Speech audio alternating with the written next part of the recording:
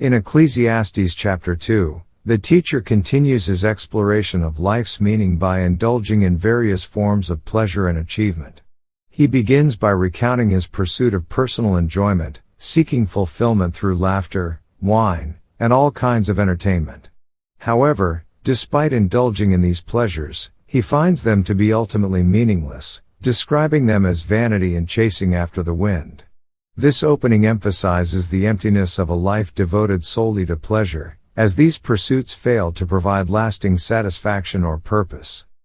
The teacher then turns to accomplishments, amassing wealth and engaging in impressive projects.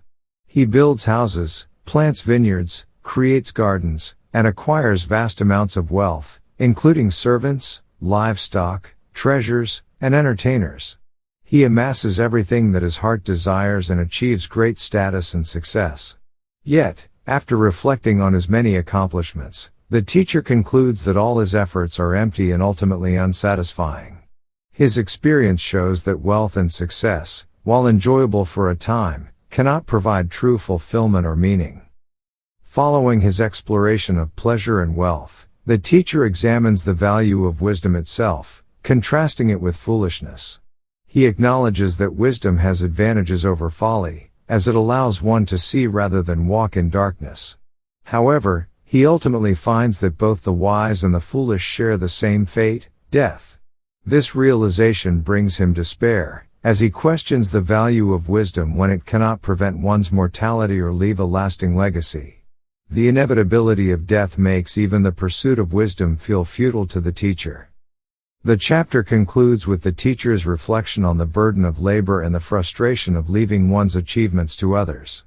He notes that, after working hard and gaining wealth or wisdom, a person has no control over who will inherit their work, and the inheritor may be foolish and wasted. This reflection leads him to despair over the purpose of hard work and toil, as it ultimately yields no lasting gain. The teacher concludes by acknowledging that enjoyment of life's simple pleasures, eating, drinking, and finding joy in one's work, is a gift from God, though he remains deeply troubled by life's seeming lack of purpose. Ecclesiastes Chapter 2 thus captures the teacher's profound dissatisfaction with worldly pleasures, accomplishments, wisdom, and labor, highlighting his search for a deeper meaning beyond earthly pursuits. Let's now read Ecclesiastes Chapter 2. I said in mine heart, Go to now, I will prove thee with mirth, therefore enjoy pleasure, and, behold, this also is vanity. I said of laughter, It is mad, and of mirth, what doeth it? I sought in mine heart to give myself unto wine, yet acquainting mine heart with wisdom, and to lay hold on folly, till I might see what was that good for the sons of men, which they should do unto the heaven all the days of their life. I made me great works, I builded me houses, I planted me vineyards. I made me gardens and orchards, and I planted trees in them of all kind of fruits. I made me pools of water, to water therewith the wood that bringeth forth trees. I got me servants and maidens, and had servants born in my house. Also I had great possessions of great and small cattle above all that were in Jerusalem before me.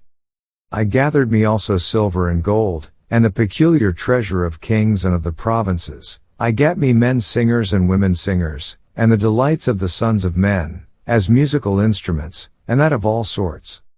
So I was great, and increased more than all that were before me in Jerusalem. Also my wisdom remained with me. And whatsoever mine eyes desired I kept not from them. I withheld not my heart from any joy, for my heart rejoiced in all my labor, and this was my portion of all my labor. Then I looked on all the works that my hands had wrought, and on the labor that I had labored to do, and, behold, all was vanity and vexation of spirit, and there was no profit under the sun. And I turned myself to behold wisdom, and madness, and folly, for what can the man do that cometh after the king? Even that which hath been already done. Then I saw that wisdom excelleth folly, as far as light excelleth darkness. The wise man's eyes are in his head, but the fool walketh in darkness, and I myself perceived also that one event happeneth to them all. Then said I in my heart, As it happeneth to the fool, so it happeneth even to me, and why was I then more wise? Then I said in my heart, That this also is vanity. For there is no remembrance of the wise more than of the fool forever, seeing that which now is in the days to come shall all be forgotten. And how dieth the wise man? As the fool. Therefore I hated life, because the work that is wrought under the sun is grievous unto me, for all is vanity and vexation of spirit.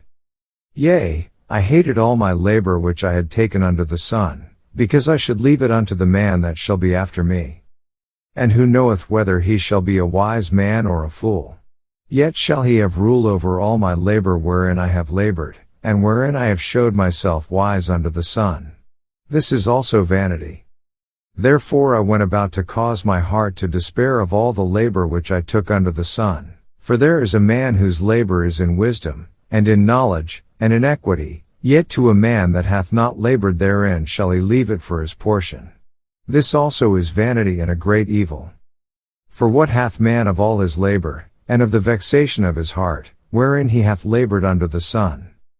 For all his days are sorrows, and his travail grief, yea, his heart taketh not rest in the night.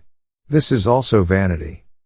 There is nothing better for a man, than that he should eat and drink, and that he should make his soul enjoy good in his labor. This also I saw, that it was from the hand of God. For who can eat, or who else can hasten hereunto, more than I? For God giveth to a man that is good in his sight wisdom, and knowledge, and joy, but to the sinner he giveth travail, to gather and to heap up, that he may give to him that is good before God. This also is vanity and vexation of spirit. This ends our reading of Ecclesiastes chapter 2.